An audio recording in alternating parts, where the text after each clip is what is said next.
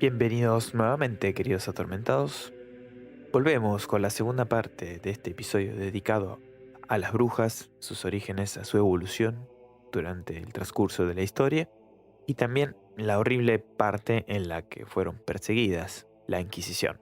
Así que en esta segunda y última parte de este episodio, dedicado a las brujas, como siempre acá Van Helsing quien les habla, acompañado de Dave Dagon y nuestro invitado de la casa, Seba Johansen. Arrancamos oficialmente con la Inquisición. Sí, sin embargo, yo quiero hacer un preámbulo antes de... Sí, tranquilo. Bueno, estuvimos hablando bastante del Maelus, pero vamos a explicar un poquito de qué va el cosito este, ¿no? Este manualcito, dice. El libro que se nos presenta está dividido en 3 partes, cada uno con un propósito específico y busca un equilibrio expositivo. La primera parte se enfoca en discutir la posibilidad teórica de la existencia de brujas, analizando las perspectivas filosóficas, teológicas y basándose en la Sagrada Escritura para considerarlas como agentes del mal o del maligno.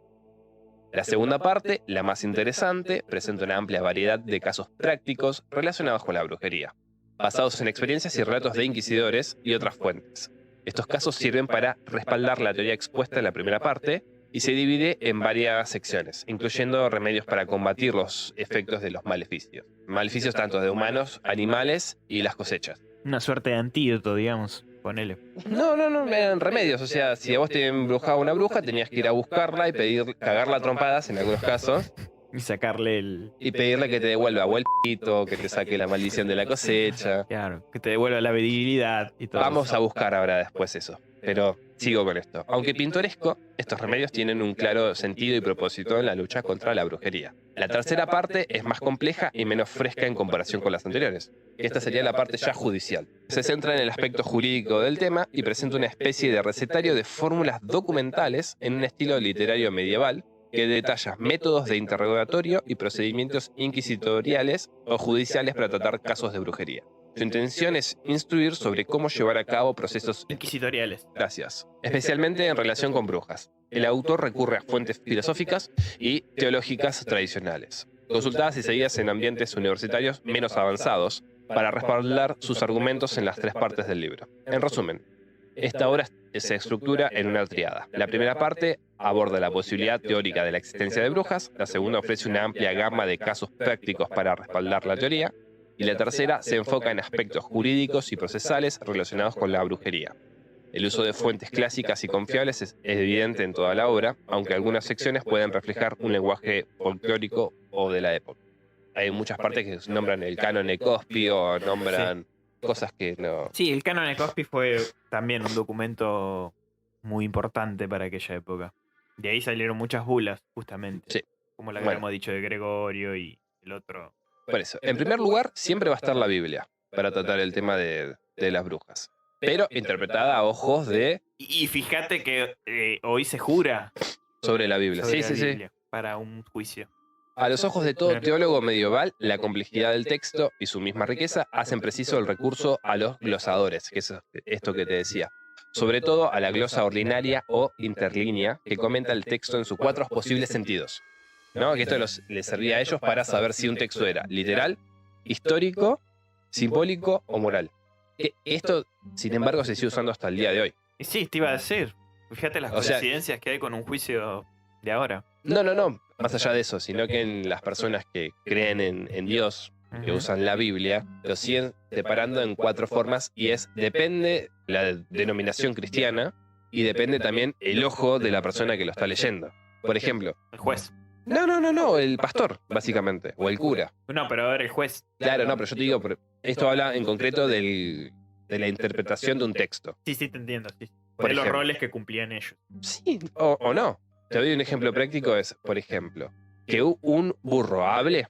Para la Iglesia Católica va a ser más algo metafórico, pero para un protestante no. Va a ser que Dios hizo que el burro pueda hablar. Y que se Igual- comunicara. Lo mismo una serpiente. En el Génesis, por ejemplo, te dan una explicación de por qué las cebras tienen rayas. Y era porque dos caballos estaban ***ando, justo había dos palos que hacían sombra, entonces como la yegua estaba mirando hacia ese lado No sabía eso, mira. y vio las líneas, De ahí salió la cebra. el hijo le nació con rayas. Mira, O sea, esa es la explicación científica la Biblia. de la Biblia. Tiene sentido. Tiene sentido. Adhiero. Sí, por lo menos ya esto de la Gestalt y la sombra estaba, ¿no?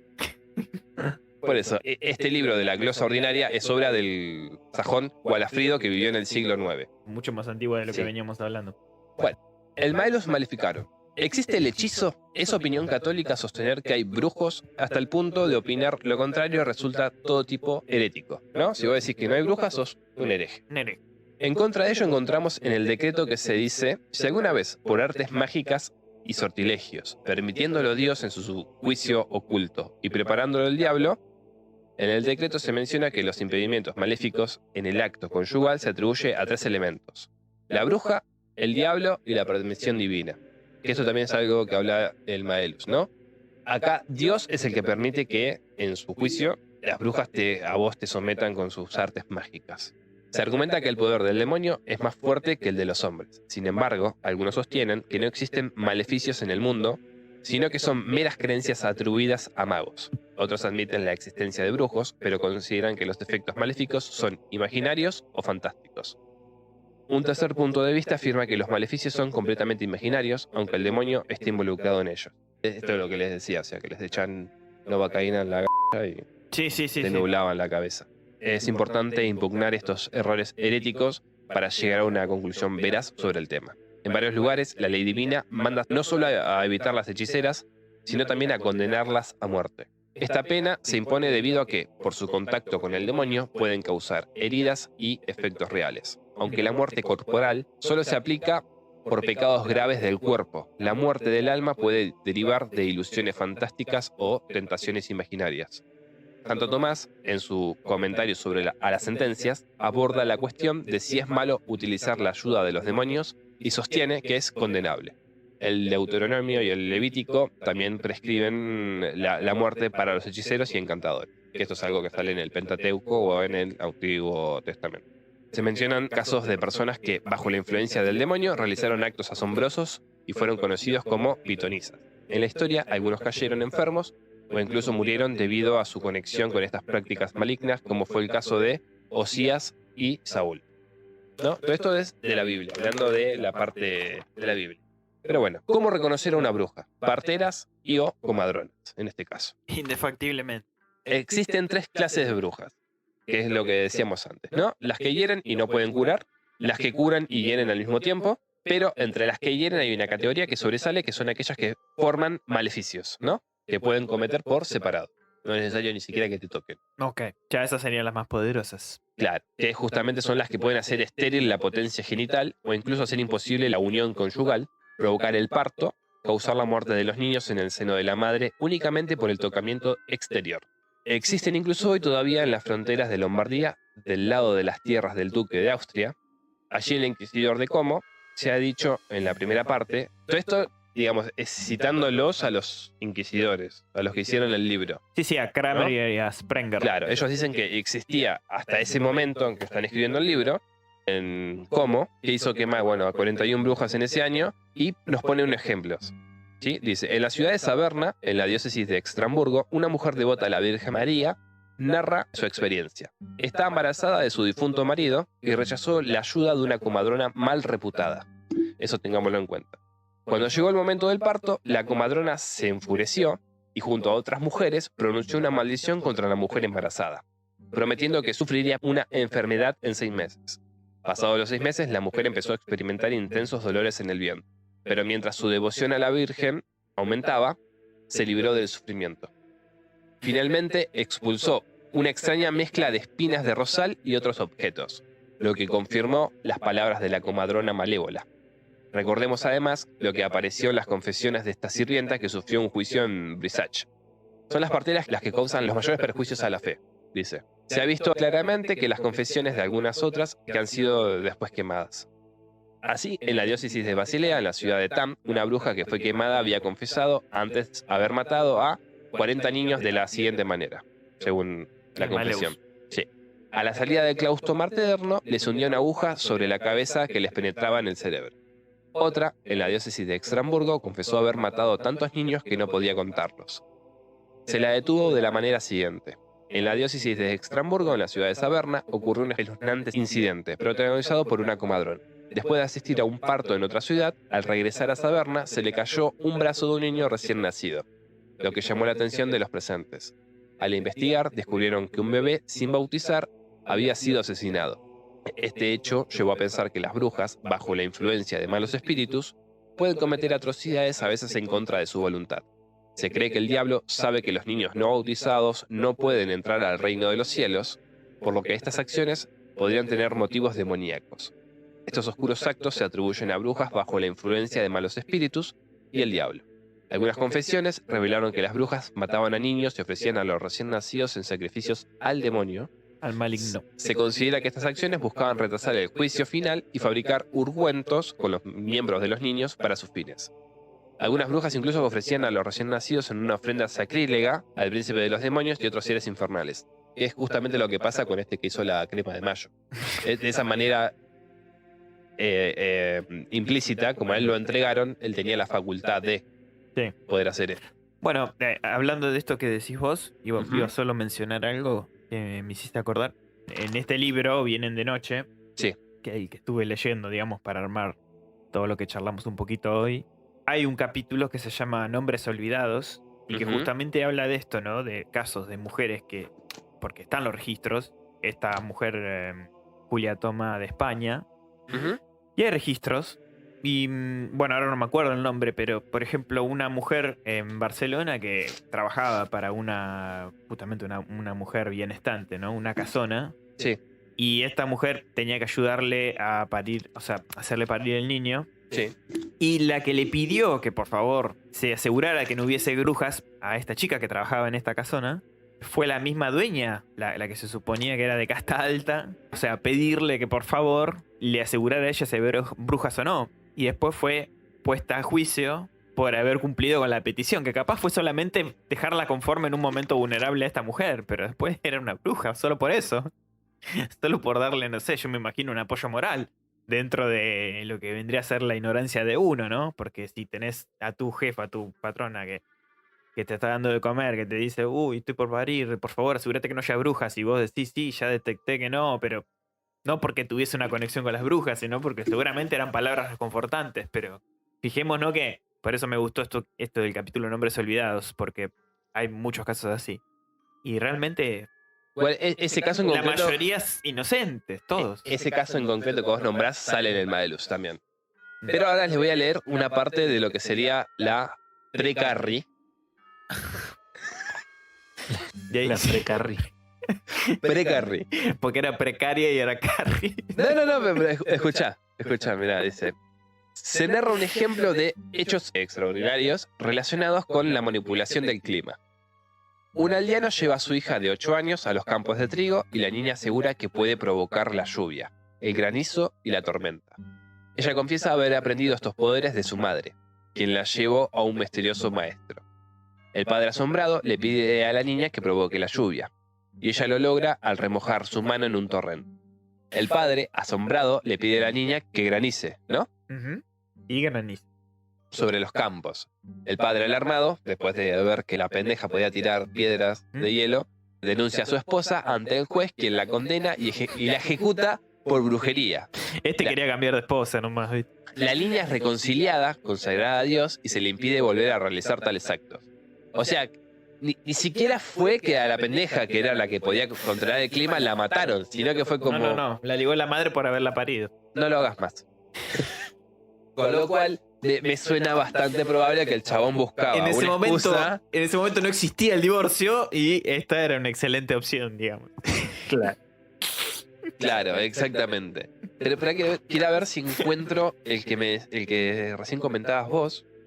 Igual no importa, era para nombrar lo interesante de este libro, que también están estos casos, ¿no? Porque, a ver, que hubiese prácticas paganas es un hecho. O sea, eso Sí, sigue sí, sí, ocurriendo. Había casos de gente alejada de la fe que practicaba. No es que todos estos grupos no existían. Sí, había, pero no a la escala que se llevó en la Inquisición. Era eso más que nada lo que quería nombrar, porque así estos casos así de inocentes son prácticamente la mayoría. O sea, ¿a cuánta gente habrán agarrado haciendo un aquelarre o una orgía? No, un montón. Sí, Pero bueno. un montón, pero incomparable a los inocentes. Sí, no. Pero eso igualmente, que celebrasen alguna suerte de bacanal tampoco era algo tan raro. Sí, pero que al fin y al cabo también estaba fomentado por hombres y por un montón de otras, y seguramente gente de la institución metidas ahí. Pero eso es a lo que voy yo. Justifiquemos este quilombo quemando mujeres. Pero que haya una bacanal no es algo completamente malo. No. Era una orgía que hacían en Roma. En Roma, las orgías que se practicaban en la antigua Grecia, todo. O sea, En Roma tenían la Calígula. Saturnalia, que bueno, Saturnalia, sí, alta joda. que era agarrarse a todo lo que se movía, Sí. básicamente. Bueno, el emperador Calígula. Bueno, pero Calígula Con mi mamá, que tiene que ver con la definición de la moral, la ética, viene como de ese lado. obvio. Pero En igualmente, relación a esto, al bien y el mal, que se juega directamente ahí. Calígula es un pésimo ejemplo porque Calígula directamente mató a cristianos y no cristianos, o sea, le dio igual. Pero bueno, después, en casos evidenciados, ¿no? Con el tema de las brujas y sus supuestos poderes para poder volar. Hubo brujería ahí. Bueno, dice, en registros históricos se encuentran testimonios sobre supuestos transportes de personas por parte de demonios y brujos. Se citan casos de niños y adultos transportados en cuerpo o espíritus a lugares lejanos. Se mencionan a los nigromantes, quienes supuestamente eran transportados por los aires por los demonios, a veces montando caballos que eran en realidad manifestaciones demoníacas. Se describen también experiencias de personas siendo llevadas por los aires mientras dormían, caminaban sobre techos y edificios, y cayendo al suelo si eran llamadas por sus nombres. Que acá lo que está hablando es de sonámbulos, básicamente. Sí, Pero bueno, olvídate. los demonios de diferentes especies ejercían bromas y castigaban a los hombres con pecados de lujuria. El transporte se llevaba a cabo mediante ungüentos fabricados con partes de niños y animales. Eran untados en sillas y trozos de madera, justamente es lo que le decía yo. Las brujas se elevaban por los aires de día y de noche, visibles o invisibles, según su voluntad, por el poder del diablo. Se mencionan casos de brujas que provocaban tempestades para vengarse de no haber sido invitados a eventos. Sí, eso también. Y ahora que decías lo del caballo, es verdad, al caballo he leído que sí, Sí. se lo relacionaba con cosas demoníacas, paranormales muchas veces. Ha sido una figura utilizada. Bueno, ¿cómo se llama el caballo de agua? Kelpie. Kelpie es un caballo de agua. Pero bueno, ahora, hechizos y encantamientos sobre hombres, mujeres, la tierra y el ganado. Bien, las brujas empleaban maleficios para causar daño a los hombres, incluyendo la impotencia, como decimos antes, y también el aborto. Podían afectar la potencia genital de hombres y mujeres mediante el uso de encantamientos y sortilegios, provocando una esterilidad o problemas para la concepción. Las brujas también podían provocar impotencia en los hombres y privarlos de la vida o el uso de la razón, o sea, volverlos locos o dementes. Algunos Todos los testimonios... males, básicamente. les achacaban. Sí. Diagnóstico fue una bruja. Algunos testimonios históricos relatan casos de brujas que causaron abortos y esterilidad en personas. Y se menciona un brujo, por ejemplo, que esparció un maleficio de esterilidad en una casa, provocando la muerte de 7 niños en el vientre de una mujer y la incapacidad de concebir en otras mujeres de la casa. También ¿Un brujo o bruja? Un brujo. ¿Ves? Un brujo. Ese, Uno, perdido. ese y el de la crema de mayo, nada más. Por eso. También se describe un caso en el que una bruja embrujó a una mujer para provocar abortos continuos. O sea que no era que era infértil o tenía un problema en el útero o lo que fuese, sino que fue la bruja. Ujú. Punto. Cualquier problema médico que tuvieses, el diagnóstico tuyo era una bruja. Las brujas utilizaban diversas formas de maleficios y encantamientos para afectar la potencia genital y la salud de los hombres. En Ujú. algunos casos, las víctimas lograron revertir los maleficios como un hombre que recuperó su miembro viril después de enfrentarse a una bruja responsable. Fue y la masijó. Y se relatan casos de brujas también que utilizaban artificios mágicos bajo la influencia del demonio para causar daño a las personas y a la naturaleza. Bueno, pero a ver, mencionando un poco a lo que va la especialidad de Seba, cómo esto de la represión sexual venía, ¿no? En el pasado y cómo se justificaba. Eso también es muy interesante. Sí.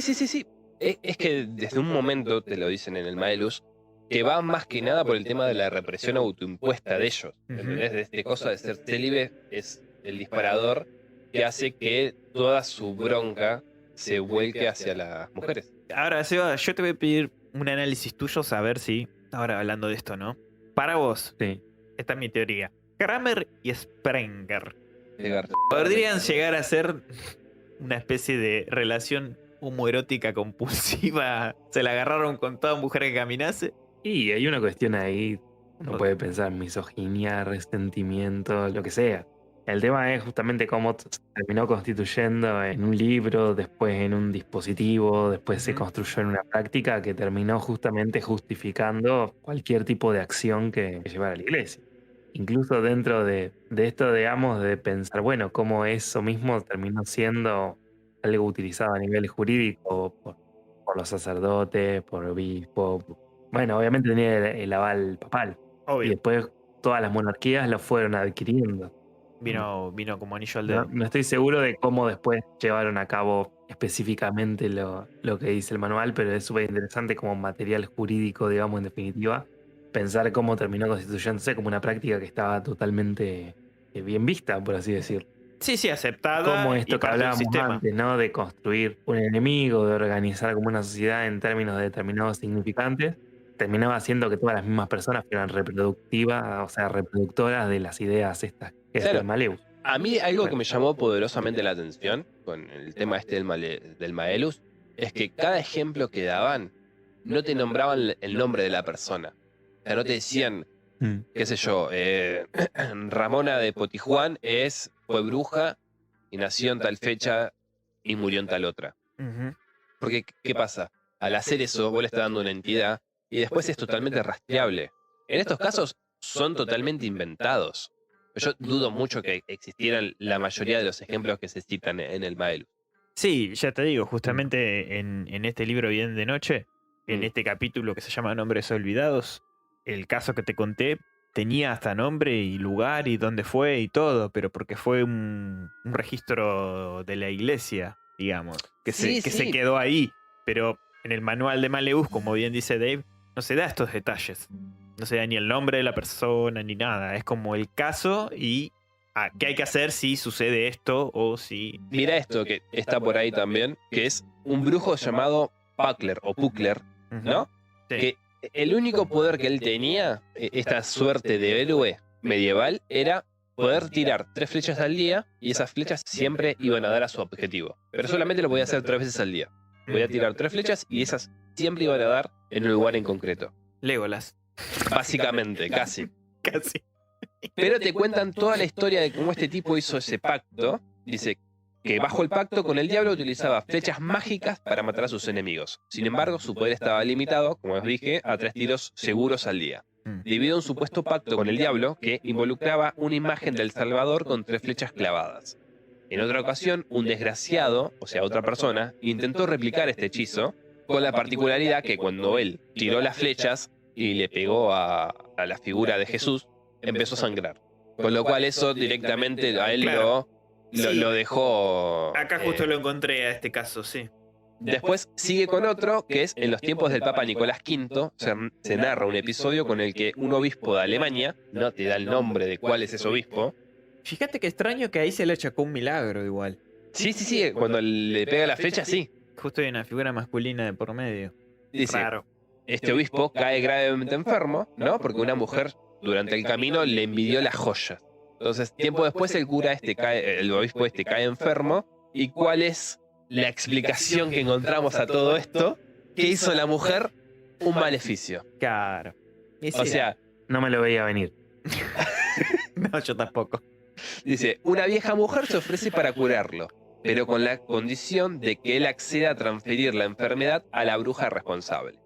El obispo consulta al papa, quien accede a dar su consentimiento para el trato. La enfermedad del obispo desaparece, pero la bruja, la joven amante, cae enferma y muere miserablemente. En otro relato, un mercader forastero cuenta cómo fue embrujado por una bruja, pero gracias a la ayuda de un campesino con habilidades curativas, logró descubrir la causa del maleficio y recupera su salud. Ambos relatos ponen en manifiesto la creencia en la brujería y los maleficios en esa época, digamos, ¿no? Pero vos fíjate que el chabón tenía poderes curativos, pero no era brujo. No. Sí, eso te iba a decir. Justo retuve ese detalle. O sea. Básicamente es un brujo también. Y sí, pero bueno. ¿Qué decirte? Es muy loco de esto igualmente. O sea, hay muchas cosas que me llaman la atención. Porque inclusive pensando, ¿no?, en las figuras religiosas, como por ejemplo un personaje como María, la Virgen, ¿no? Sí. La Virgen María, o sea, tuvo su concepción porque la concibió Dios y el Espíritu Santo y todo eso. Y todo eso, Ujú. ¿no?, bajo, obviamente, la pluma de la religión, no se retuvo nada. O sea, como eso es un milagro y como, o sea, el opuesto, ¿no?, el aborto, todo, Ujú. se le achaque a esto, de esta negatividad, ¿no?, de lo que vendría a ser la bruja. Y que son todas mujeres, justamente. Bueno, después se habla también en lo que es el Maelus, el tema de las brujas y el hecho de que te transformaban a vos en un animal. Ujú. Sí, Que dice, en diversas narraciones históricas se menciona casos de transformaciones mágicas atribuidas a Perdón. brujas y demonios. alias me lo saco de los huevos. Sí, Ok. dice, pero no, ¿por qué hice énfasis en históricas? Por esto. Un ejemplo es la famosa maga Circe. Ah, Circe, sí. Bueno, a Circe la están dando como personaje real, histórico real. Por eso, a eso me refiero con hacerle énfasis. Mm. Dice, quien supuestamente transformó en cerdos a los compañeros de Ulises. Ah, sí, el cuento Sin de Circe. embargo, estas transformaciones son meras ilusiones ópticas y apariencias creadas por la potencia imaginativa. Los demonios actúan para crear estas ilusiones e engañar a las personas, haciéndoles creer que vean sus cuerpos como animales. Ahí sí le vino bien la mitología griega, ¿no? Es que esa parte en concreta es real. Esa parte es real. Y ahí vino bárbaro. Cuando en realidad se trata de una manipulación de la mente. Supuestamente eran los demonios lo que, otra vez, eran ellos los que te entorpecían a vos para hacerte creer que eras un chancho. En otros relatos, como el caso de los huéspedes transformados en bestias de carga por sus patrones, o el padre de Prestancio transformado en caballo para llevar trigo. También se presentan ilusiones y engaños. Los demonios, invisibles para los demás, qué casualidad, cargaban en realidad con los fardos pesados, mientras que la apariencia de transformación en animales se debía nuevamente a trucos y artimañas demoníacas. Asimismo, se menciona el caso de los compañeros de Diomedes, supuestamente transformados en pájaros, revoloteando alrededor de un templo en su honor. Esta situación se atribuye a la construcción de un templo en honor a Diomedes, como un dios, siguiendo la inspiración de un ídolo. Ahora, ¿quiénes eran en realidad los que estaban boyando ahí? Los demonios. O sea, dice, los demonios actuaron nuevamente para mantener a las personas en el error, volando en forma de pájaros para perpetuar la creencia en la divinidad de Diomedes. Ok. Sí, fíjense como siempre, ¿no? Con esta cuestión del engaño, de la trampa, distorsionando la realidad. Lo que uno ve es súper interesante después, como incluso pensando cómo hacer un juego con el episodio que hicimos de psiquiatría, cómo eso después se termina consolidando como una alucinación, cómo empezar a delimitarlo como parte de un cuadro psicopatológico. Todo remite claramente a esto, al diablo metiendo la cola, quien dice, ¿no? Sí. Ujú. Bueno, y ahora nos vamos directamente a la parte judicial de todo el Maelus. La cuestión número 1, que es como arrancan todas, ¿no? Pues se divide por cuestiones. Sí. Ni siquiera por capítulos, sino cuestión 1, 2, 3 y 4. Y así sucesivamente. Y esta se llama la cuestión 1, acerca del modo de iniciar un proceso de fe. La primera cuestión planteada es la siguiente. ¿Cuál es la forma más justa de iniciar un proceso de fe contra las brujas? Se responde a esto que existen 3 maneras previstas por el derecho. La primera es cuando alguien acusa a otra ante el juez por un crimen de herejía, o de protección de herejes, ofreciendo probarlo y someterse a la ley del talión si no lo consigue. La ley del talión es ojo por ojo, diente por diente. Con lo cual entra en rigor lo que nos explicaba Bam, que si vos no podés demostrar que esta persona es bruja o es hereje, vas a sufrir las consecuencias que se De haberla esperan. acusado. Exactamente.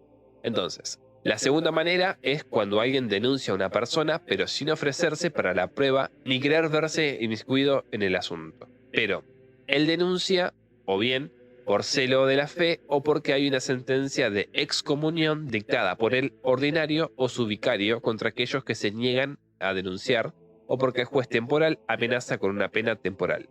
Ok. ¿Quedó claro? La tercera manera es la que implica una inquisición. No hay acusador ni denunciador, pero corre el rumor por la ciudad o por la región de que hay brujas. Entonces el juez no debe proceder a instancias de nadie, sino a razón de su cargo. Conviene notar que el juez no debe aceptar fácilmente el primer método. En primer lugar, porque no es utilizado en las causas de fe, ni en el caso de las brujas que realizan sus delitos en secreto. También por el hecho de que resulta enormemente peligroso para el acusador a causa de la pena del talión que le afligiría en caso de falta de pruebas. Y en el último término, porque es la causa de multitud de litigios. Entonces, ¿qué forma tenían? Básicamente era la que a ellos más les servía, ¿no? Si al inquisidor le servían tus tierras, te acusaba él mismo sin necesidad de presentar ningún tipo de pruebas y te hacía en concha. Sí, sí. O sea, no había forma No de había que vos puedas... escapatoria. No. Después, esta es una de las formas en las cuales tomaban nota de esto, ¿no? Lo que hacían era llamar a la persona que iba a denunciar y le preguntaban si él estaba consciente de que lo que iba a jurar era real, 100% cierto. Si no, la denuncia no iba a proceder y Sí. iban a caer con toda Y la condena te la comías vos por haber Exactamente. denunciado Sí. de manera falsa. Que igualmente falso no sé si es la palabra. No, bueno. Intencionalmente falsa, no sé cómo decirlo. No, a ver, también se habla de testigos en un proceso y el tema de testigos también es raro, porque en el caso de que existieran testigos se hacía un cara a cara y en muchos casos el testigo, después de probar que quien te acusaba a vos no tenía ningún tipo de problemas, Ujú. ¿sí? Porque los ponían cara a cara. Primero, bueno, vos me acusás a mí de brujo, por ejemplo, ¿no? Después me llaman a mí y me preguntan si yo tengo en algún lugar algún enemigo a muerte, acérrimo, ¿no? Ujú. Sí. En caso de que yo dijese que no, me preguntaban si tuve alguna reyerta con alguien Sí, en el último tiempo. lo leí eso, sí. Sí.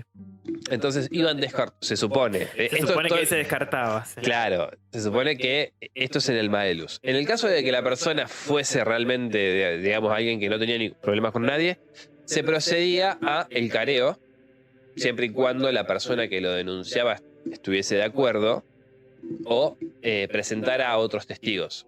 Obviamente, si no se presentaban testigos, la denuncia no procedía, a menos que el caso fuese como muy jugoso. Sí. Suculento. Claro, tenía que ver mucho con eso. Creo que es básicamente lo que pasaba también hoy por Sí, hoy. te estaba por decir exactamente lo mismo. O sea, fíjate vos que sin todo un sistema judicial conformado tal como lo conocemos ahora, las coincidencias que hay, ¿no? Sigue siendo alucinante esa parte. Sí. En caso de que se comprobase que vos eras brujo, te encerraban, o bruja en este caso, Sí. brujo o bruja es lo mismo, te encerraban y te torturaban hasta que vos confesabas tus crímenes. Y bueno, acá ya sabemos que los elementos de tortura eran bastante variopintos. El potro, Sí. la pera, La dama de hierro. la dama de hierro. Tenías 1.000.000 de formas de hacerte a vos, justamente, reconocer tu culpabilidad. Ahora, algo asombroso que era lo que te comentaba vos antes, off the record también, era el tema este de la taciturnidad de las mujeres. Sí. Que si eran taciturnas quería decir para la iglesia que tenían un pacto con el diablo, lo cual les permitía a ellas tener más poder. Claro. Y las encerraban y las dejaban largo tiempo ahí hasta que se rompían. Que eso tiene que ver más que nada con la parte psicológica también, ¿no? O sea, alguien encerrado en un lugar oscuro mucho tiempo.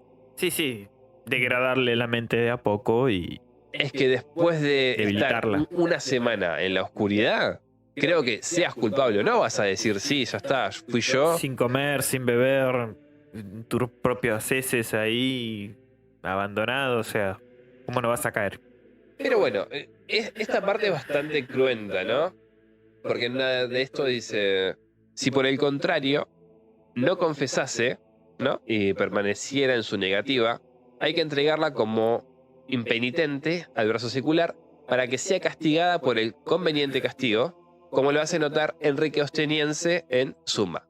Aunque arroje a la persona denunciada a la prisión por un cierto espacio de tiempo, incluso varios años, y si, por casualidad, al cabo de un año deprimida por los horrores de la prisión confesase sus crímenes, el juez no habrá procedido de forma injusta, sino justamente. Sin embargo, con el fin de que no parezca que se precipita la sentencia. La dejó encerrada varios años y la tipa confiesa que no es injusto, sino que es totalmente justo. Claro, Y la sentencia no es precipitada en ningún momento. entiendo. Además, para demostrar que se procede con toda equidad, tenemos que ver qué es lo que se ha de hacer a continuación. Cómo está todo orquestado y dirigido, ¿no? Es como un acto todo. ¿Sí? Y te voy leyendo así los enunciados de lo que son las cuestiones. Por ejemplo, en la cuestión octava dice, continuación con la precedente tercera acción del juez. ¿Ha de encarcelarse a la acusada? ¿Cómo detenerla? Se plantea si después de haber contestado con una negativa, la bruja debe ser mantenida en prisión. En el caso de que concuerden las tres cosas susodichas, es decir, la mala fama, los indicios del hecho y las deposiciones de los testigos, o por el contrario, debe ser dejada en libertad con precauciones para responder a una nueva citación. Acerca de esta cuestión hay tres opiniones. En primer lugar, la opinión de algunos es que deben de mantenerse en prisión, ¿no? Sí, Y no dejarla libre bajo ningún concepto, aun cuando se observasen las precauciones necesarias para que la mujer esté en libertad. sí. Se apoyan en las razones alegadas en la cuestión precedente. Ha de ser detenida por manifestantemente sorprendida en herejía por los tres elementos de prueba que concuerdan. Los segundos dicen que antes de encarcelarla definitivamente, puede dejarse la libertad bajo precaución, de manera que si emprende la huida, se comprenda con ello que es convicta de herejía. En tercer lugar están aquellos que dicen que no se puede dar una regla infalible, pero que hay que dejar al juez que discierna la gravedad del asunto en función de las deposiciones de los testigos, de la mala reputación de la persona y de los indicios del hecho. Y si todos van en el mismo sentido, habría que seguir las costumbres de la región. Independientemente. Independientemente, o sea, el juez debería de, si en Gran Bretaña Sí, la cosa es de una manera. se tiene que hacer de esa manera, o sea, no hay forma de que vos puedas someterlo O sea, a... se respetaba la manera de resolverlo según el Sí. lugar, pero el fin era ese. Sí. Ok. Esta tercera opinión parece la más razonable, desde el momento en Mm. que se observa la justicia de su procedimiento en tres puntos. Primero, que la casa de la bruja sea registrada completamente en la medida de lo posible, de arriba a abajo, en todos los rincones, arcas y cajones. Si se trata de una bruja de renombre, entonces, sin ninguna duda, de no ser que los haya ocultado, ¿no? Ujú. Se encontrarán los instrumentos de maleficio. O sea, si la bruja no los hizo invisible, vas a encontrar un solo indicio de Sí. que es una bruja. Encontraste un gato, bruja. En segundo lugar, si tiene una sirvienta o compañeras, en ese caso convendría que fueran encerradas en otro lugar, aparte de ellas, Por si las moscas. claro, aunque no hayan sido denunciados, porque se debe presumir que no ignoran los secretos de la bruja denunciada. Hay que asegurarse.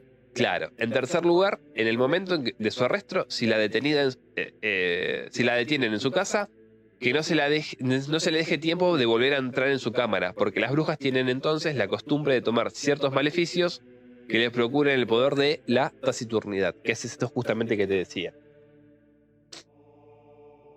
De aquí surge una cuestión, y es aquella que se plantea si el método seguido por algunos para arrestar a las brujas es lícito, consistiendo en levantarlas súbitamente del suelo mediante unos servidores y llevarlas en un cesto o en un cajón con el fin de que no toquen tierra para nada.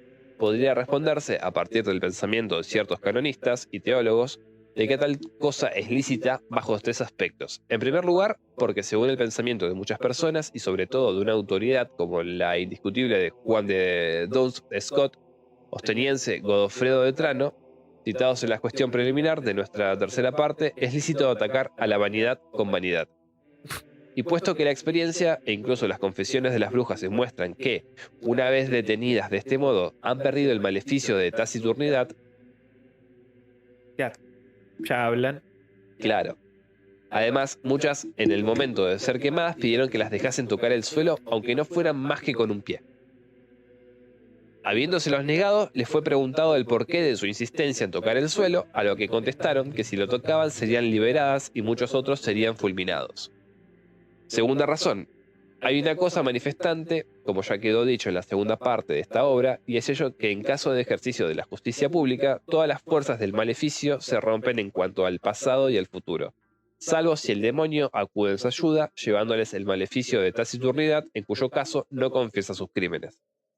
Con solo estar callada ya está. Sí. Era una buena excusa.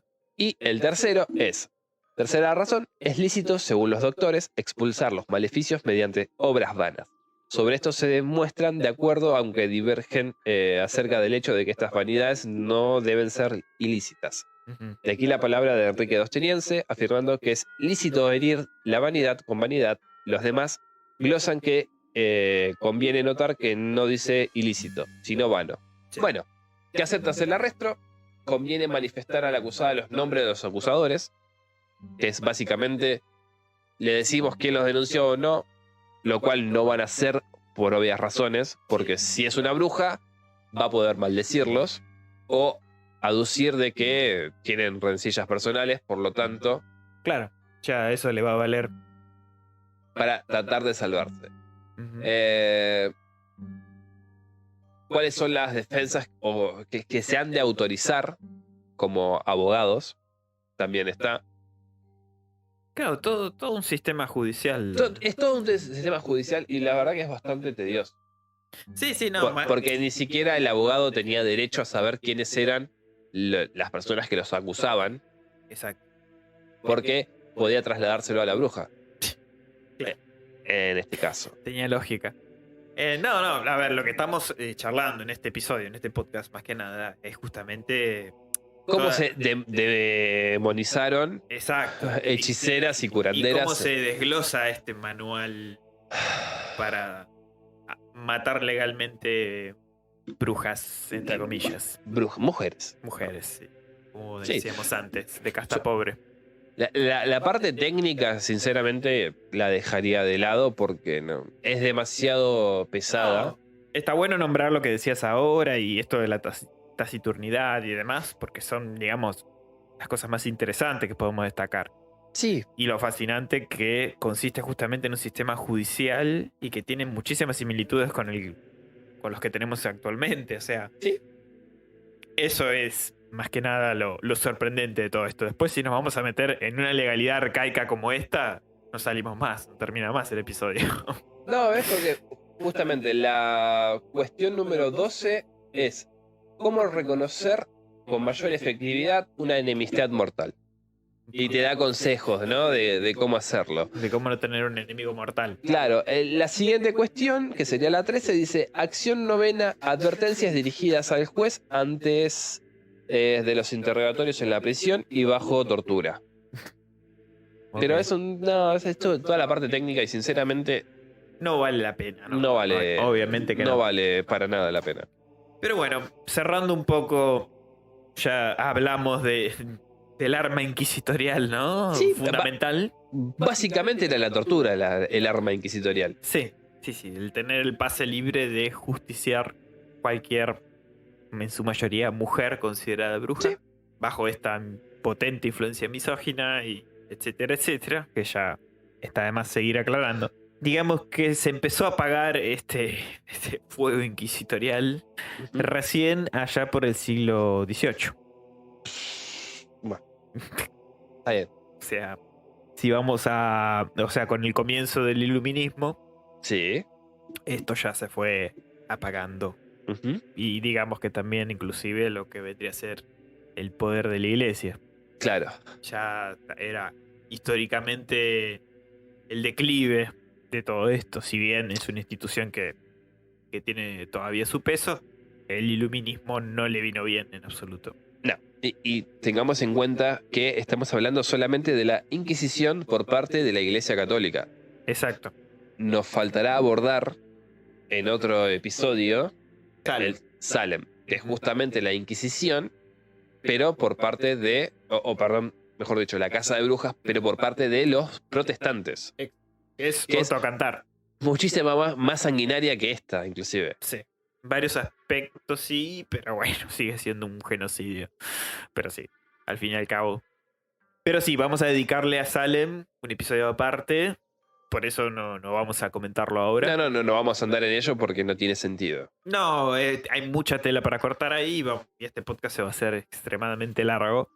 Y quizás también menos interesante, porque de lo que queríamos charlar hoy justamente era la bruja, su metamorfosis a correr del tiempo, cómo llegamos al constructo que conocemos ahora. Sí. Y cómo se desarrolló la Inquisición y gracias a qué y a través de qué, que fue justamente el Maleus, el pilar Sí, tanto legal y teológico de donde se sentaron las bases para... este proceso. Ujú. Ujú. Así como decíamos, la Inquisición fue abolida por Napoleón por los decretos de Chamartín en diciembre de 1808, pero definitivamente fue abolida el 15 de julio de 1834 por un real decreto firmado por la regente María Cristina de Borbón durante durante la minoría de Isabel II y la propuesta del presidente del Consejo de Ministros moderado por Francisco Martínez de la Rosa.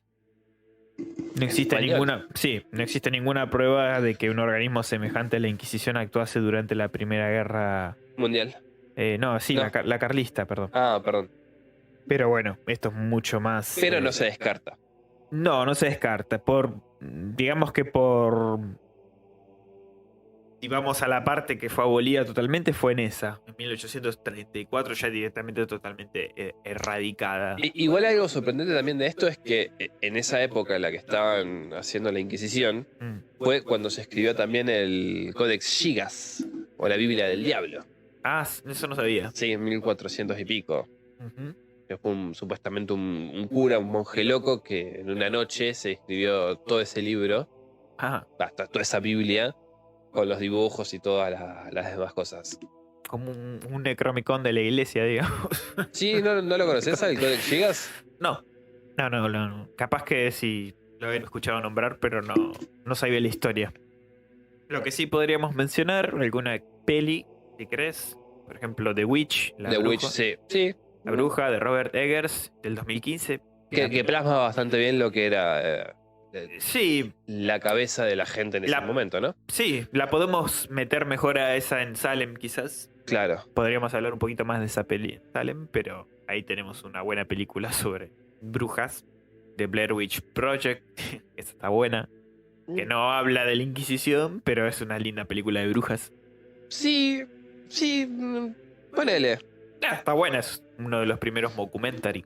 Ponele, sí. En su momento me acuerdo que la gente estaba recagada. Sí, Yo pensaba que era verdad todo lo que se había grabado. Muchos creyeron que sí. sí. Bueno, sí, qué sé yo, es una buena película. No es una mala representación de la bruja, ¿no? Eso del bosque, estar solo, No, bueno, es... las risas de la bruja, estos amuletos hechos con Ujú. ramas, son cosas que me imagino más o menos del imaginario colectivo de lo que es una bruja. Sí, si nos ponemos a pensar de que alguien que vivía de la herboristería tenía que estar indefectiblemente cerca del bosque, Ujú. digamos que no está mal ambientado. No. Después, No, ¿la novela o algo que se te ocurre de brujas que estén buenas? bueno, qué sé yo, de Lovecraft, la bruja, ¿cómo se llama? Los sueños en la casa de la Los bruja. sueños en la casa de la bruja, sí, te iba a decir. Así, que me suena ahora es Los sueños de la casa de la bruja, Muy buen cuento ese. El mago de Oz, la bruja del oeste. Ujú. ¿Qué Es más? un ejemplo un poco más tradicional, la bruja que vuela sobre la escoba.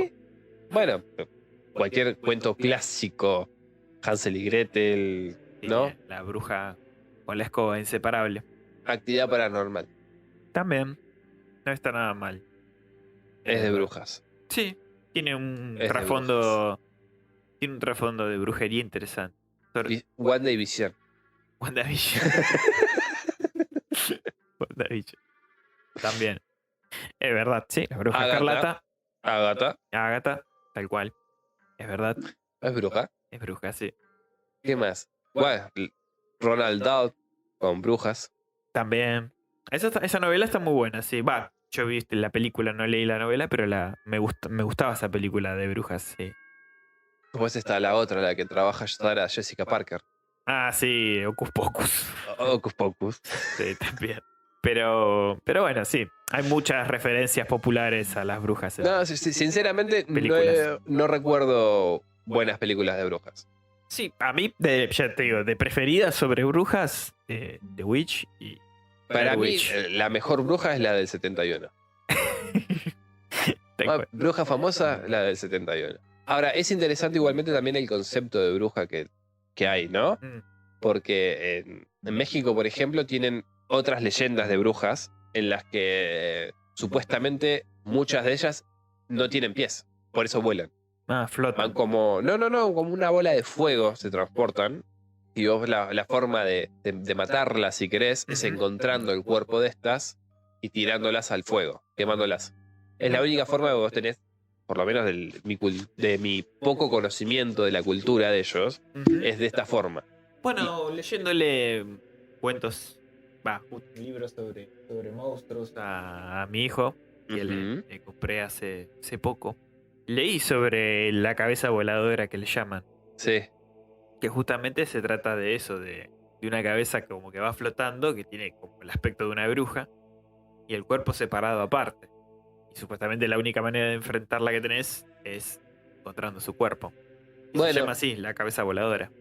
bueno, ¿ves? Hay un montón yo digo porque... No sé si es de México precisamente el folclore, porque no lo especifica el librito, pero me llamó la atención esa figura, porque prácticamente es una bruja. Claro. No, yo digo porque yo sigo mucho contenido de allá, De en México. podcast y esas cosas. México.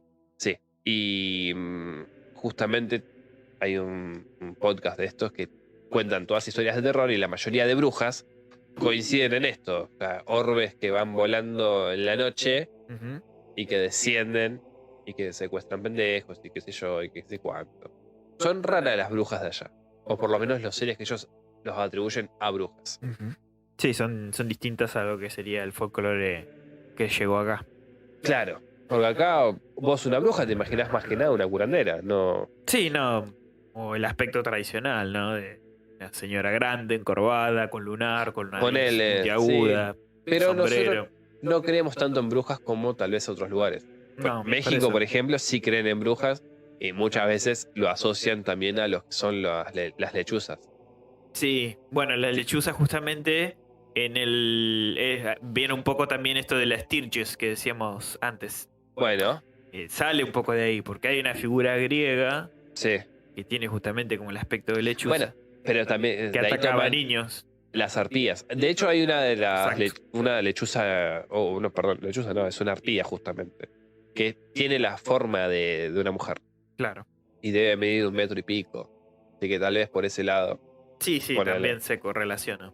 De todas formas, la gente de México, corríjame, porque yo sé que estoy mandando sanata y media, porque me estoy acordando de todo esto de memoria, tendría que haberlo anotado, haber revivido esos programas de podcast. No, y sí. están totalmente autorizados a hacerme pelota. Si hay algún experto en folclore sobre brujas de México, comente. Pero bueno, yo creo que ya... Sí, ya estamos. ¿Cómo te sentiste investigando, leyendo el Maleus? Yo ya lo dije al principio, encontré al señor. Porque de los dos, el que le tocó leer el Maleus fue a Dave. Me di cuenta de que toda mi vida viví errado, que las brujas existen y que las mujeres son malas. Listo, ya te espera el traje negro afuera. El traje negro y la capucha blanca. Y la capucha blanca. Puntiaguda. Exacto. Así Las dos que cosas. hay que ir a matar mujeres y personas de color. Tremendo. Pero bueno, nada, bien, qué sé yo. Bien. A ver, conocí una parte de la historia que desconocía, Mm. Y me di cuenta de que realmente en tanto tiempo que pasó, en tantos siglos, seguimos siendo la misma clase de personas, de sociedad, mejor dicho, y que realmente no cambió nada. No, tristemente no. No evolucionamos inclusive, sino que sufrimos un retroceso. En muchos aspectos sí. No, es que vos acordate de esto, de acá a unos años se va a hacer otra purga más. Sí. Ay, ya, purga. No. Silenciosa. Bueno, no, pero esto no va a ser silencioso. De acá a unos años más va a haber una purga parecida. Siempre Una y cuando legítima. se permita. Una más legítima, digamos. No, ni siquiera más legítima. Nunca una purga va a ser legítima. Legítima me expresé mal. Una más visible, eso quise decir. Sí, porque nos va a tocar presenciarla. Y de acá en un futuro, cuando expuesta. Eso. la gente esté investigando sobre la Segunda Inquisición, para decir, mira, estos loquitos, y no se van a dar cuenta que ellos dentro de unos años también van a tener otra purga más. Ojalá que la historia no lo quiera. Esto es cíclico, la vida nuestra es cíclica. Sí. Pero bueno. Bueno, en mi caso leer Vienen de Noche también fue una experiencia muy buena, porque bueno, además de alimentar mi conocimiento sobre las brujas, que más que el tradicional no superaba, la verdad, no es una figura que haya investigado tanto. He escuchado historias de un poco de todos lados, ¿no? Sí, pero uno siempre se figura justamente una bruja como una señora anciana, gorda, y que tiene poderes con una varita mágica. Como que lo que nos llegó es eso. O el caldero mezclando ahí, tirando hierbas. Que hoy sabemos que no es un caldero, sino es una marmita. Exacto, y cosas así, o sea, más que de eso no. Y la verdad que Vienen de Noche es un libro que me gustó cómo está escrito y cómo está presentado, porque te invita a descubrir toda esta documentación muy interesante. Y aparte de eso, el viaje que entreprende la escritora en este caso, Julia Carreras, que fue también a través de sus investigaciones y llegar a determinados documentos o documentación y demás. Es un viaje muy interesante, y aparte, la verdad, me gustó el encare, o sea, cómo está encarado el libro.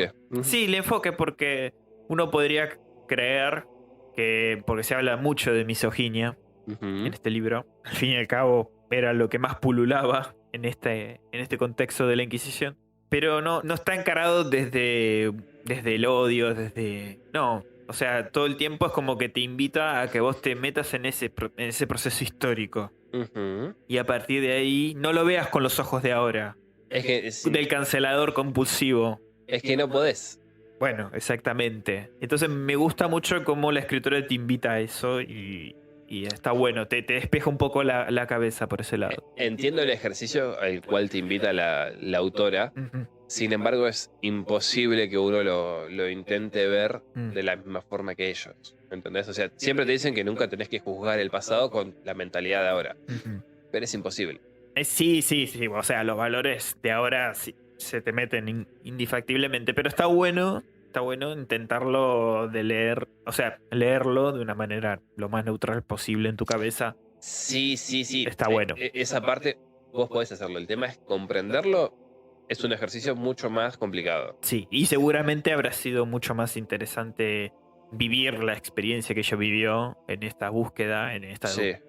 Y pasa que es mucho más introspectiva que leer. No, pero aparte, la cantidad de libros que habrá consultado esa persona. No, aparte que es justamente es eso. O sea, toda documentación que ella cita, todo explicado. Vos después lo buscás por tu lado, porque me he tomado algunas que otras consultas porque son documentaciones que la verdad desconocía y existen, se escribieron tal fecha como lo dice ella, y lo sintetiza muy bien, porque si te lees todo el documento que cita, es incluso en latín y en catalán, en un montón de otras lenguas, y está realmente un libro muy, muy interesante. Claro, bueno, es algo también que tiene el Maelus. El Maelus en muchas partes están mal conjugados los verbos, y los autores que lo traducen no se toman la libertad de corregirlo, porque si no perdería la esencia de. Entonces, sí. Creo que con la chica le habrá pasado lo mismo. Sí, ella respeta el texto original y después se hace una aclaración o hay una traducción lo más leal posible. Claro, bueno, sí, es justamente lo que hacen con el Maelus también. A lo interpretado de este texto. Así que, no, la verdad que sí. Y me pareció interesante armar el podcast así porque fue una como una especie de contrapartida, ¿no? Ujú. Yo leer del lado de la bruja su origen, su gestación y su paso por la Inquisición, donde se desarrolló en la Europa pirinaica, Sí. y todo el despliegue que hubo hasta la totalidad de la Inquisición en sí. Y de tu lado el Maleus, que era totalmente Sí, la herramienta legal. no solamente legal, sino lo que validaba tal vez muchas de las acciones que Sí, se iban a tremendas cometer. que se cometieron. Sí. Qué sé yo, no sé. Sinceramente es un libro que va a quedar para el registro histórico, que de hecho está en el registro histórico, Ujú, de lo bestia que podemos ser si nos lo proponemos. exactamente. Sin olvidarnos también que en el Maelus no figuran los elementos de tortura, porque no les entró, creo. Sí, o porque, O porque andás no a se ver habían qué. inventado aún. No, eso también es cierto. Y recordemos que entre las personas ajusticiadas por brujería, como decíamos, es muy probable que una minoría practicase. Sí, y ni siquiera lo practicasen con un fin malévolo. Claro, o tan malintencionado como lo querían pintar. Pero por eso, o sea- A veces el mayor delito era haber contado un sueño. Imagínate. Sí. O como, Que para ellos era profético. como dijimos antes, el haber curado de la panza a alguien. Hay uno de los casos, justamente en concreto, en el que te hablan de una bruja, ¿no? Que lo que hizo fue aliviarle una de las dolencias que tenía el ganado de un tipo. Sí. Cuando se lo termina de arreglar, ¿no? El problemita este que tenía, que era que no daba leche o algo así, el chabón fue y la acusó de bruja. Claro. Encima de desagradecido. A ver, son de los ejemplos que dan en el Maelus. Yo no sé si sea inventado o no. No. Lo más Igualmente probable es que sí. son acciones bastante lógicas. Sí, No pero me sorprende que un hombre acuse de bruja a no, una no, mujer que le obviamente resolvió que un no. tema con el ganado. O sea, Pero es eso, ¿entendés? O sea, buscarlas, porque obviamente esta gente a lo que se dedicaba era eso. O sea, tenía Sí. conocimiento de plantas, de purgantes naturales, ujú, de cómo mezclarlos, cómo hacerlos, hasta que en un momento se los declaró enemigos públicos y se los empezó a perseguir, pero de todas formas había gente que todavía que se servía de ese conocimiento, claro. por más temeroso que sean del Señor y todo lo demás. El Sí. tema está en que después vos, de haberte servido de eso, denunciar a quien te ayudó. Y también, no, recordar que había delincuentes y criminales acusados de brujería y podían salir impunes Sí. de todo crimen si demostraban ser inocentes de los cargos de brujería. Ya con eso salían. Sí. impunes. Pero Mirá bueno, qué tan loco que llega, cuando hablemos de Salem. licantropía. Ah, De licantropía licantropía. también voy a hablar de un caso de lo que sería una maldición de una gitana para con un tipo. Al grado que se llegó que es el único hombre lobo registrado en la historia. Listo. El único que existe. Excelente pie. Bien, y a todos aquellos que nos escuchan, también les recomendamos el podcast de nuestro invitado Seba Johansen, Punto Inconsciente. Lo pueden encontrar tanto en Spotify como en YouTube. Si les parece interesante todo lo que venimos charlando acá, bien, Seba en su podcast se centra en el psicoanálisis, en el acompañamiento terapéutico y salud mental en general. Habiendo hablado lo charlado, ¿no? ¿Cuáles son tus conclusiones, Doctor Evil? Conclusiones no tantas, quizás comentarios Bueno, ok. en relación, Cierran. bueno, a poder haber delimitado muy bien lo que es esta época bastante nefasta de la historia. Dio un puntapié a empezar a pensar o crear o construir distintas historias con respecto, en este caso, a las brujas. Sí. Lo que sí me genera ahí una cuestión es cómo, digamos, se manejaba con total impunidad esto que decíamos, ¿no? Un poco la construcción de dos personajes bastante particulares, trayendo un relato sobre cómo se construye una idea sobre lo que es, que incluso se sigue sosteniendo, ¿no? La bruja contemporánea o el estereotipo de bruja, y cómo a partir de eso empezar a poder combatirlo. Claro. Me quedo con esto que hablamos un poco de del lugar de cómo se ajusticiaba en el sentido propio, cómo se hacía justicia, teniendo en cuenta solo un comentario sin mucho más que eso. Siempre que hablamos de esto, y en algunos momentos me remitía a un especial de Halloween de los Simpsons, donde justamente pasa esto. Mm, Sí. Acusan a Marge de brujería, sí. la tiran a un precipicio y dicen, bueno, si muere va con Dios y si se levanta es una bruja. Pero vos sabés Y que Lisa esa diciendo algo parte es sobre las real. matemáticas y diciendo, bueno, sabe de matemática, brujería. Y es justamente esto que hablábamos, bueno, del lugar del conocimiento, de la Ujú. mujer, de Que eso todo sea lo lo que termina condenatorio. generando esta situación. Pero vos sabés que en el Maelus, justamente, eso que decís, sale.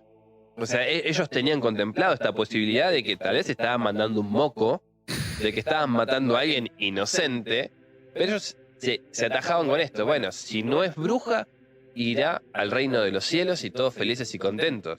Es como, no, flaco, o sea, a ver, no se van todos felices y contentos. La familia no te hace nada porque sos el poder y si toman algún tipo de acción, van ellos acompañándola, a la mujer. Claro. Claro. Bueno, un relato cortito que me parece que ejemplifica muy bien lo que estamos diciendo. Dice, Dale. si la bruja no confesaba, esa la brutal tortura, era Ujú. porque Satán le daba fuerza. Si desesperada se ahorcaba, era porque Satán le había llevado para que no confiese y se salve en el más allá. Claro. Si enloquecía con la tortura y reía, era porque Satán se burlaba de los inquisidores. Nada Ujú. cambia. Si los presos estudian, es para delinquir mejor. Si se arrepienten, son simuladores. Si matan, es porque son criminales. Si alguien pide una tregua, está simulando para contraatacar, ¿no? Un poco esto del lugar de cómo se acusaba a las brujas y que es un poco esto. Todas las respuestas son correctas, digamos. No hay forma de Sí, sí, no hay fallo. poder afrontar, en este caso, la justicia. Exactamente. Yo tengo una pequeña frase antes de que cerremos, que me gustaría compartirte, Seba, a vos también. Que lo extraje de este libro en el que me basé sobre todo la investigación, que vuelvo a recomendar, Vienen de noche, de Julia Carreras Tort. Dice, la bruja nos recuerda que solo somos uno más en esta maraña de seres e ideas, y que por mucho que lo intentemos, no reinamos soberanos ni siquiera en nuestra mente. Solo hay que adentrarse con una sensibilidad y mente abierta en aquello que consideramos familiar, pero que en realidad nos es ajeno. La bruja nos enseña que la barrera entre el bien y el mal es difusa, que ambos somos conceptos, somos ambiguos, por estar sujetos a limitaciones sociales y religiosas. Me gustó mucho, porque con eso más o menos abre el libro, y es básicamente lo Excelente. que veníamos hablando hasta ahora. O sea, fíjate cómo la ambigüedad de tantos aspectos sociales, religiosos, son los que nos van definiendo. En este caso con la bruja en particular, pero creo que toda la historia es así y sigue siendo así, lamentablemente. Ujú. Sí, estoy de acuerdo. Bueno, Seba, sin más, muchísimas gracias de nuevo con tu participación. Hoy nos pudimos ver las galipelas. Fue distinto. Creo que mucho mejor. Sí, sí, está bueno. Creo que es más dinámico. Sí. Y todo funciona bien, no se tildó Bueno, nada. como siempre, les agradezco la invitación. Ya soy parte de la casa. Sí. Por suerte no han secuestrado todavía. No, no. Puedo ir y volver del bazar de a poquito. Así que bueno, esperando algún otro episodio para poder hacer una colaboración. Sí, esta vez te raptamos nosotros porque nos enteramos de tus vacaciones. Pero a partir de ahora sos libre de avisar vos en tu agenda cuándo y bueno, revisamos los pendientes y adentro. Dale. Organizamos. Muchas gracias. No, a vos, Seba. Sí, gracias a vos por tu tiempo, por el día que es tu último día encima, así que anda y terminalo de disfrutar. Bueno, muchas gracias. Te mandamos un gran abrazo y bueno, hasta el próximo episodio acá en el Bazar de los Tormentos. Sí, todavía nos queda. ¿Licántropos? ¿Todavía te ata a nosotros licántropos? ¿Y qué más? Y creo que era sobre el tema de la psicología también, o sea, el reverso de la psiquiatría, hacerlo con la psicología. Perfecto. Todavía. Y casos que puedan surgir más adelante también, ¿no? Metió la pata con decir lo interesante que era leer los estudios de Freud sobre casos de histeria y eso. Sabes Sí, que sí, ahí sí. metió la patita. Dale, perfecto, genial. Tenemos para hacer un programa ahí. Falta nada más que nombre a Jung o Jung a Young, sí. o Yang también y adentro. Programó. Que de eso hay algo interesante. Milos West escribió un libro sobre él. ¿Quién? Milos West, ¿Quién es? Perdón, que no lo retengo. el que escribió El abogado del diablo. Ah. Tiene Ajá. un libro que es casi una biografía de Yang Mira. y te habla justamente de su vida y de sus mambos mentales. Está bastante bueno, bastante interesante. No sabía. Empieza a hablar de los sueños que tenía el tipo. Por se ve que eran amigos. Claro. Bueno, Y no es mala esto de los sueños. bueno, Se podría hablar. por lo que dice este Milos, Yang también era bastante de los sueños. Y de la interpretación misma también. Tenía unos mambos ahí con la mujer y la amante, Sí, una cosa media rara. Muy, muy distinta la forma de pensarlo. Ujú. Sí, nada que ver, me Pero imagino. se podría trabajar. Está bueno. Bueno, listo. Listo. Espera, Ya tenemos ahí 3 en preparación. Bueno, se va. Un Tenemos. enorme abrazo Ah, y tenebroso también. Nos vemos, no, oímos la próxima, en el próximo episodio del Pasar de los de los Tormentos. tormentos. Tenebroso abrazo, gente. chau. Chao, Seba. Gracias.